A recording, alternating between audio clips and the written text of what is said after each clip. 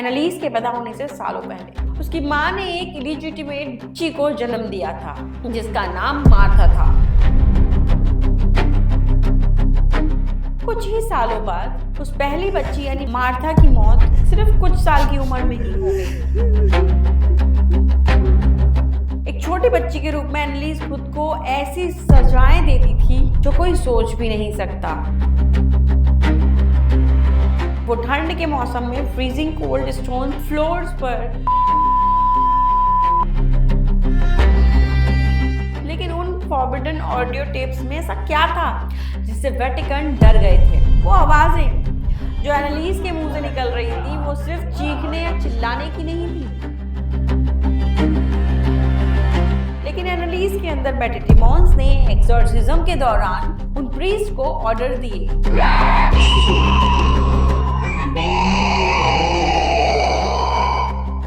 एनालिस Michel की मौत उनके घर में होती है। उस समय उनका वेट केवल 30 केजीज था। उनके घुटने टूटे हुए थे और बॉडी पूरी तरह डिहाइड्रेट थी। माइकल परिवार का वो घर जहां एनालिस ने अपनी आखिरी सांसें ली थी, जहां वो 67 एक्सोर्सिज्म हुए थे,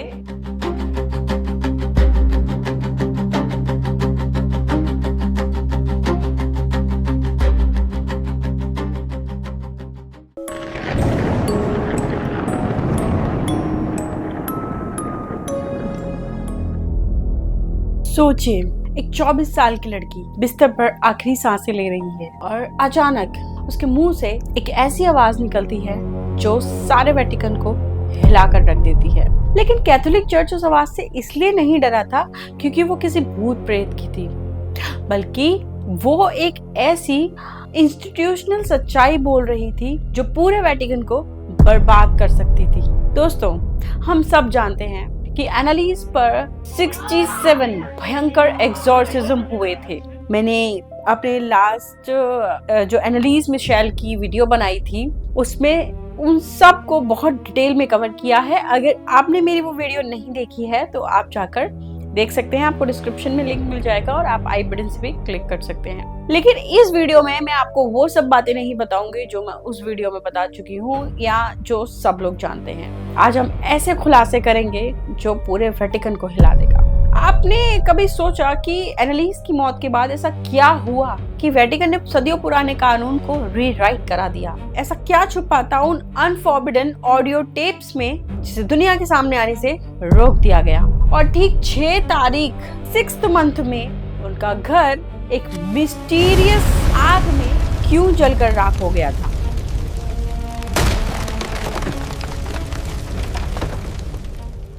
welcome back to real with Deepika. आपका बहुत बहुत स्वागत है मेरे इस पॉडकास्ट में। मैं आपकी होस्ट दीपिका फिर से एक नए पॉडकास्ट के साथ आपके सामने हाजिर हूँ। ये एनालिस मिशेल की वीडियो का पार्ट 2 है। पार्ट 1 में मैंने इसे बहुत डिटेल में कवर किया था। इसमें सारी वीडियो टेप ऑडियो जो भी मेरे पास बन पाया था मैंने आपको उसको दिखाने के लिए अपनी वीडियो में ऐड किया था। आज की इस वीडियो में मैं ऐसे कुछ सच आपको बताऊंगी जो शायद आपने बहुत रेयर सुने होंगे एनालिस के बारे में। अगर आपने मेरा चैनल गाइज अभी तक सब्सक्राइब नहीं किया है तो guys do subscribe and hit the bell icon so आपको मेरी आने वाली सारी वीडियोस के नोटिफिकेशन मिलते रहें। मैंने एनालिस मिशेल जैसे और भी केसेस अपने इस चैनल पे कवर किए हैं। अगर आपने वो नहीं देखे हैं तो आप वो भी जाकर देख सकते हो, जिसमें कि रोनाल्डो, डेविल्स बाइबल और बहुत सारी भयंकर ऐसी कहानियां जो आपके होश उड़ा देंगी।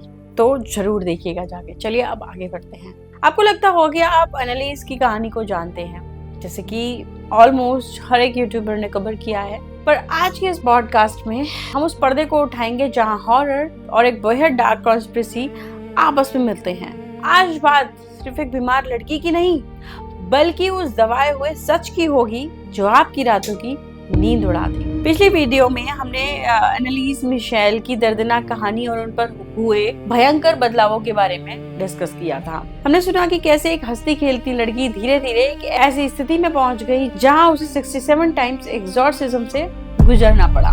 लेकिन क्या एनालिस का केस सिर्फ एक बीमारी या भूत प्रेत का मामला था? बिल्कुल नहीं। आज हम उस पर्दे को उठाएंगे जिसे दुनिया के सामने कभी आने ही नहीं दिया। आज बात होगी उस छुपे हुए पारिवारिक राज की जिसे मीडिया ने छुपाया, वेटिकन के एक बहुत बड़े इंस्टीट्यूशनल कवर अप की, और एक ऐसी आग की जिसने पूरे यूरोप को हिला कर रख दिया। तैयार हो जाइए, क्योंकि ये एनालिस मिशेल का वो सच है जो आपको किसी मूवी में नहीं मिलेगा।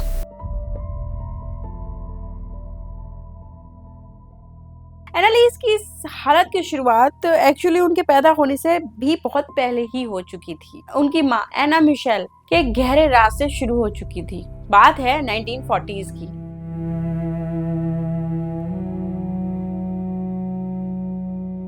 एनालिस के पैदा होने से सालों पहले उसकी माँ ने एक इलिजिटिमेट बच्ची को जन्म दिया था जिसका नाम मार्था था। आज के जमाने में ये नॉर्मल हो सकता है, लेकिन उस जमाने में ये एक बेहद कट्टर जर्मन कैथोलिक समाज में इस चीज को एक माफी न मिलने वाला गुनाह माना जाता था, एक ऐसा पाप जो पूरे खानदान को मिट्टी में मिला देता था। एना मिशेल पर उसका इतना बड़ा प्रेशर बनाया गया कि जब उनकी असली शादी हुई तो उन्हें अपनी शादी के दिन सिर पर एक काला घूंघट यानी एक ब्लैक व्हील पहनना पड़ा।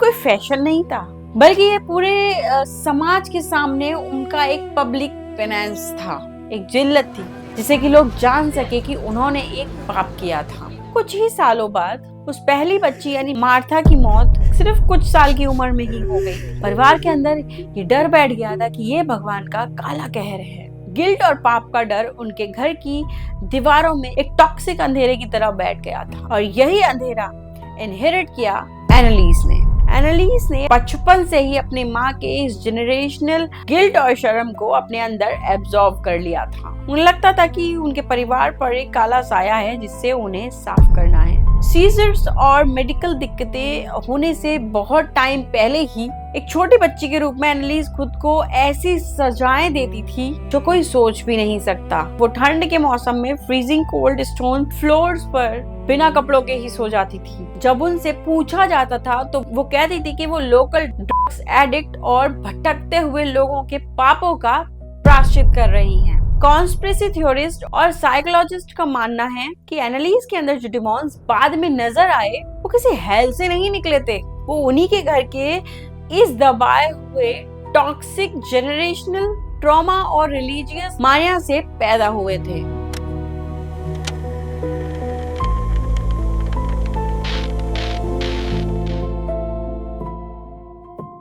अब आते हैं उन कॉन्स्पिरेसीज पर जिसमें बड़ी बड़ी अथॉरिटीज शामिल थी। हमने पिछली वीडियो में बात की थी कि एग्जॉर्सिज्म के दौरान ऑडियो रिकॉर्ड्स की गई थी, लेकिन उन फॉरबिडन ऑडियो टेप्स में ऐसा क्या था जिससे वेटिकन डर गए थे? वो आवाजें जो एनालिस के मुंह से निकल रही थी वो सिर्फ चीखने या चिल्लाने की नहीं थी।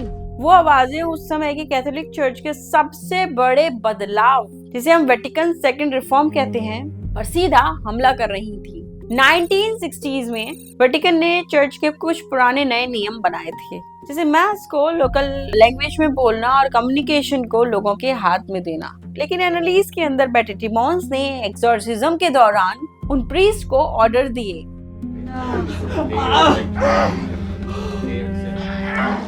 उन्होंने चीख कर बोला कि चर्च का मॉडर्नाइजेशन एक पाप है, कम्युनिकेशन को हाथ में देना शैतान का काम है और मॉडर्न प्रीस्ट नरक में जाएंगे।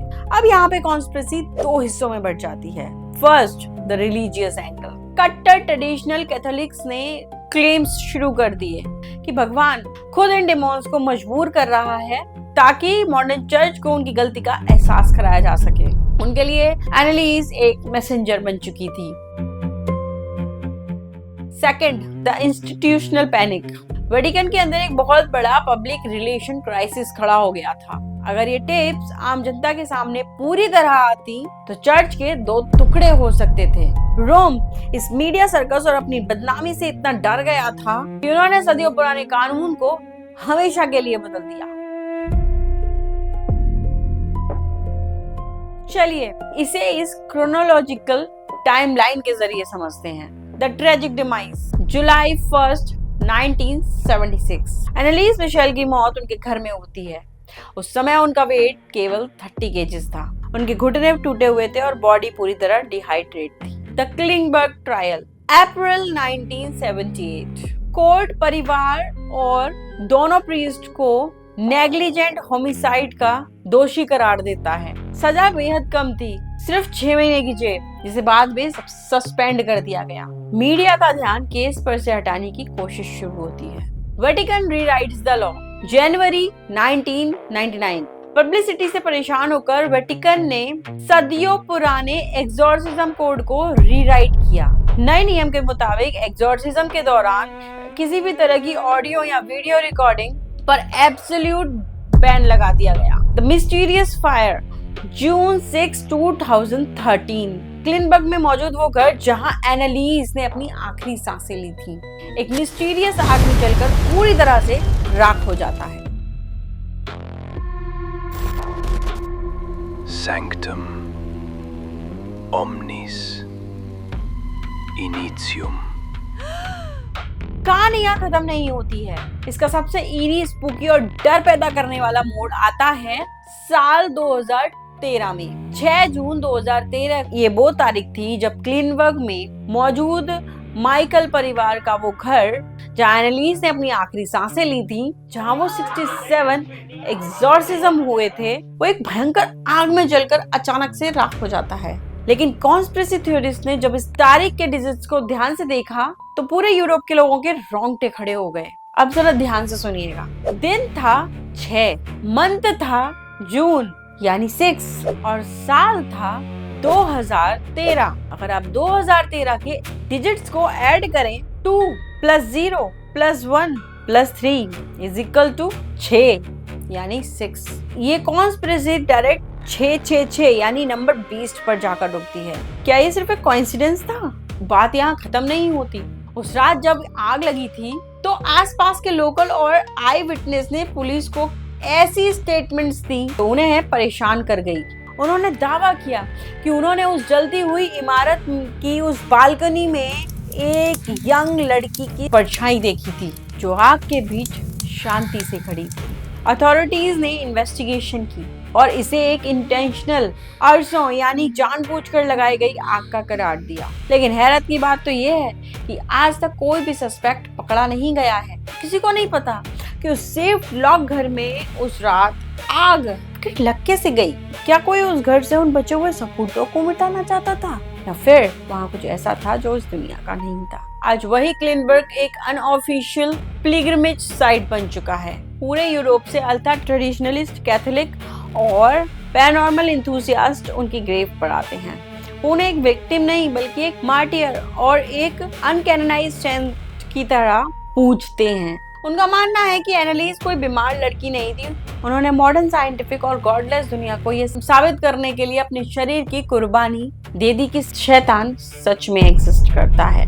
एक ऐसी लड़की जिसे मेडिकल साइंस ने एपिलेप्सी बोला, एक परिवार जिसे उनके पुराने गिल्ट ने अंदर से खोखला कर दिया और एक इंस्टीट्यूशनल सिस्टम जिसने सच्चाई को दफन करने के लिए अपने कानून तक बदल दिए। एनालीज मिशेल का केस आज भी एक ऐसा अंधेरा आईना है जिसमें आप जितना गहरा देखेंगे कॉन्स्पिरेसी आपको उतनी ही गहरी नजर आएगी। आपका क्या मानना है दोस्तों? क्या एक पारिवारिक ट्रॉमा था, एक रियल पोजेशन या फिर वेटिकन का एक बहुत बड़ा खेल? मुझे कमेंट्स में जरूर बताइएगा। अगर वीडियो पसंद आई हो तो लाइक शेयर करना बिल्कुल मत भूलिएगा और अगर आपने अभी तक चैनल को सब्सक्राइब नहीं किया है तो do subscribe and hit the bell icon so आपको मेरी आने वाली सारी वीडियोस के नोटिफिकेशंस मिलते रहें। मैं मिलती हूँ आपसे अगले एपिसोड में एक नई कॉन्स्पिरेसी या फिर एक हॉरर स्टोरी के साथ। तब तक बने रहिए, अपना ध्यान रखिए, stay safe, stay curious. Goodbye, good night.